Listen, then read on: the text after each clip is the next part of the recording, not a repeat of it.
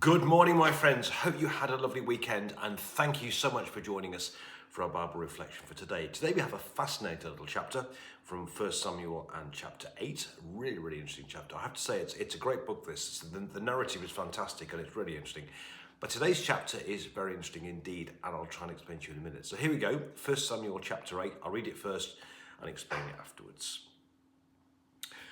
When Samuel became old, he made his sons judges over Israel. The name of his firstborn was Joel, the name of his second Abijah. They were judges in Beersheba.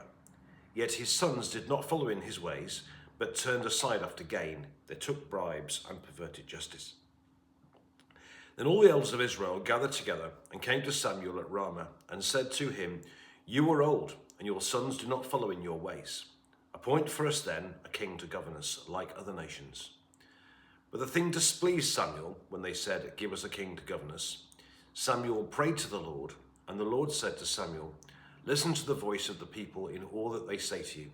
For they've not rejected you, but they've rejected me from being king over them, just as they've done to me from the day I brought them up out of Egypt to this day, forsaking me and serving other gods. So also they are doing to you. Now then, listen to their voice, only you shall solemnly warn them and show them the ways of the king who shall reign over them."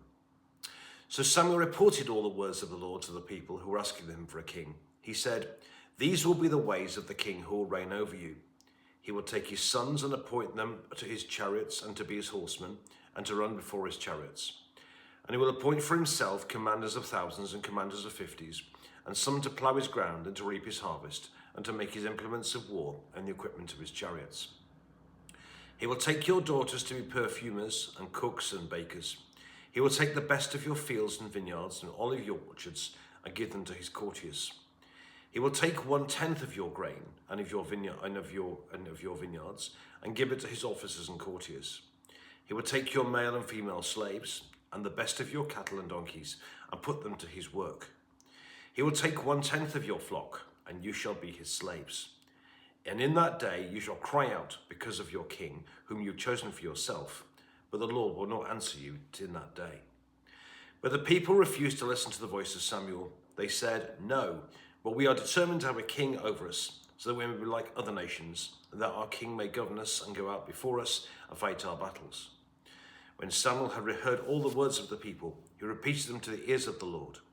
The Lord said to Samuel, "Listen to their voice and set a king over them." Samuel said to the people of Israel, "Each of you return home." And this is the word of the Lord. Thanks be to God.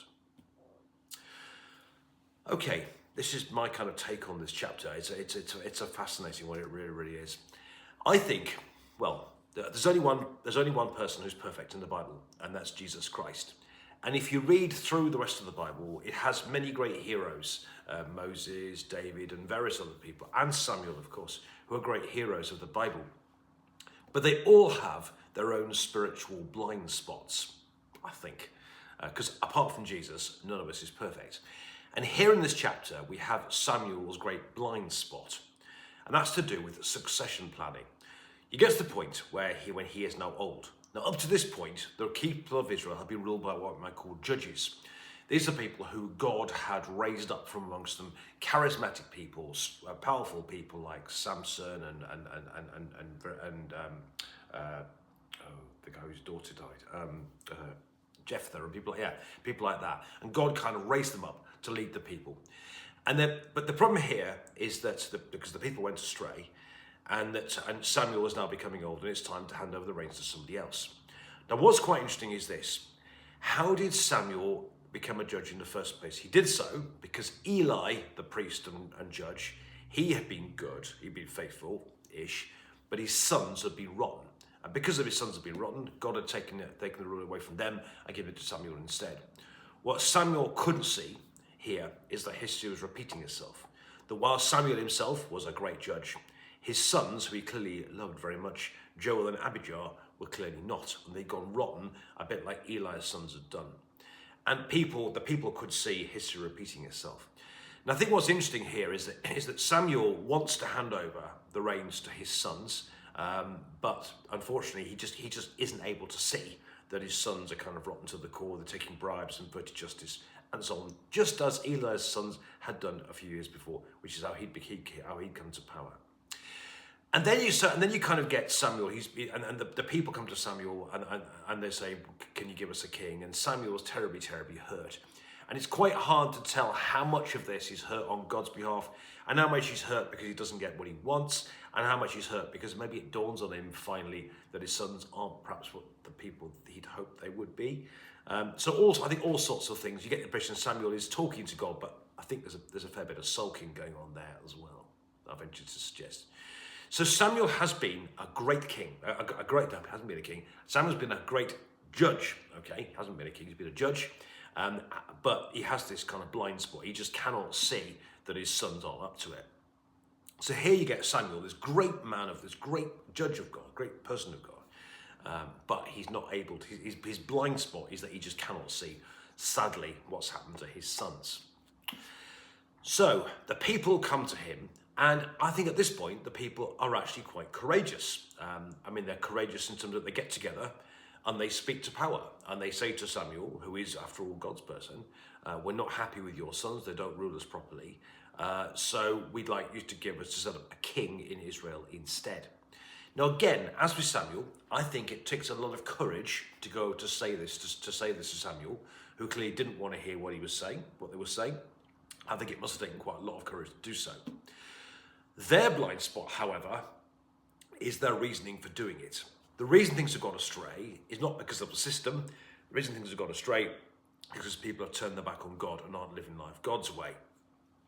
And the other reason, which I think is very, very poor in this, is that they say, we want a king like the other nations who will rule over us. Now, that is not a good motivation, because at the end of the day, they are not like other nations. They're God's people, and they should want God to be their king.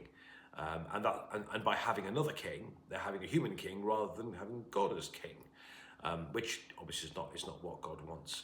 And so they ask for a king, but their motivation for wanting one is not good. Wanting to be like the other nations, because they're not like other nations, because they're God's people. And ultimately, as God says to Samuel, they're rejecting rejecting God as king, and want their own king there instead. So again, a lot of courage, to have the courage to go to Samuel and say, look, we're not happy with your sons. On the other hand, their motivation behind doing it is, and actually it concerns me deeply in the church today when you hear things like, we want to be like everybody else. We want to go, and I believe we are far too keen to fit in, and in the intention of being relevant and so on. We often try far too hard to be like other nations, to be like other people. The fact is, we're God's people. We're called to be holy. We're called to be different. And our Christian faith should make a difference in our lives. So you've got Samuel, this great man of God, but he has got this blind spot in terms of his sons. You've got these courageous people going to see Samuel, but their blind spot is that they want a human king rather than God as a king, and they seem to seem far too keen to want to be like other nations, which of course they're not. So God says to Samuel, and these devastating words, and because Samuel's clearly hurt about all this and so on, and God says to Samuel, tell them they've not rejected you, they've rejected me. There's devastating words there. And then he says to Samuel, go and tell the people what life will be like if you do have a king. So Samuel does go, and he does tell them, you'll have a king over you who will fight your battles for you. On the other hand, he's going to want all your best things. He's going to want your sons, he's going to want your daughters, he's going to want your best flocks, and so on and so on and so on. And, you have been warned. And later on, if you ask God for help at this time because you don't like the king you've got, well, you asked for him, you've got him. It's a bit like saying, asking, behaving stupidly or dangerously and asking God to help you in it. It's just a bit silly, really. So he's saying you can have a king, but just bear in mind this is the king you're going to get, and in a sense, don't say I didn't warn you. But so there's lots of things to be said in there. But I think one thing it has to be said. Samuel is writing this, and Samuel clearly is upset about his sons not being, and I can see all the kind of human stuff going on for Samuel there. What is quite interesting though is what happens eventually is, just a sort of spoiler alert. The first king they get and turns out not good, and then they get King David, and King David actually, 90% of the time, turns out to be a very, very good king. And they have some very good kings as well as some very bad kings.